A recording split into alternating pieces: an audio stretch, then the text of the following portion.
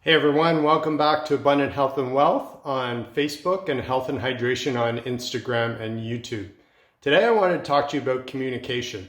So I have a couple of stories I want to share because it's important if you're running your own business, whether you're just an individual or you're running a large corporation. It's critical pretty much to everything to have good communication. I'll tell you a couple of stories in different industries and illustrate why this is so important. So my wife takes the train to Toronto once a week and she takes the GO train. This morning they had an issue on the tracks north of us for the southbound train. So she got to the station and there was a notice saying, we don't know how long the trains are going to be delayed.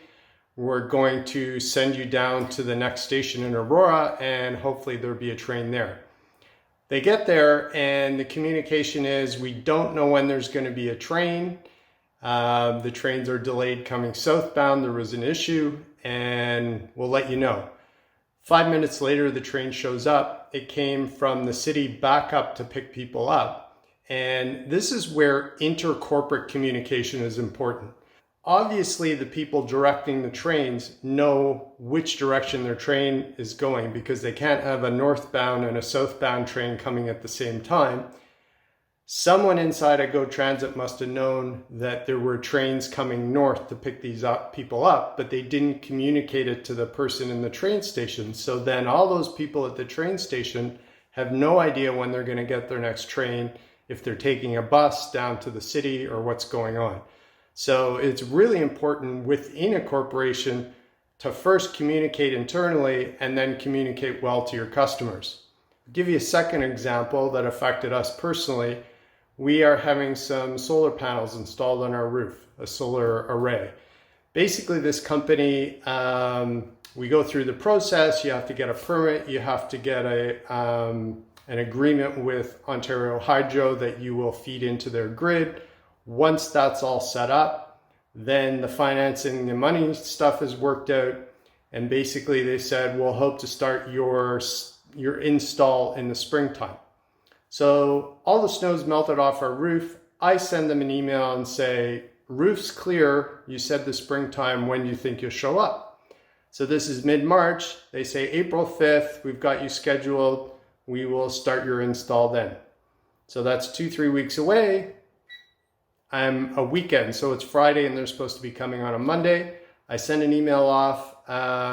You're supposed to be here. Haven't heard from you. What's going on? Get an email back, oh, we're delayed. We're not going to be there Monday. And so I took time off. I have other things to do. No communication. We're going to be there on Wednesday. So they do actually show up Wednesday. And the guys put the little anchors on our roof. And he said, we're going to be back when the panels show up. That'll be Wednesday next week. Email the guy on Tuesday. No communication from the company. When do you expect the panels to be here? Oh, we can't deliver them on Wednesday. Again, I had taken time off. We're going to have to send them on Thursday because the carrier was delayed. So here, another example of poor internal communication. So along the process, there were the electrical people, the design people communicating, not great communication with us. And then in the install portion, I don't think the communication was that great either from the corporation to us, the client. So again, yesterday I ended up booking a day off that I didn't need to book off because they weren't showing up until today. Today I've had no communication. No one's here. Said they're coming late afternoon, so we'll see if they show up. So how is this relevant? In my Kangen business, or anyone running any kind of business, internally, it's really important for the company to communicate delivery dates. So example, something as simple as the Kangen machine. The client wants to know when they're getting the machine. Enagic is very effective at saying or letting us know when the order is processed so we can communicate that to the client. And I usually tell the client, once your order is processed, that can take anywhere from 1 to 5 days. Then you should see your machine within 7 days.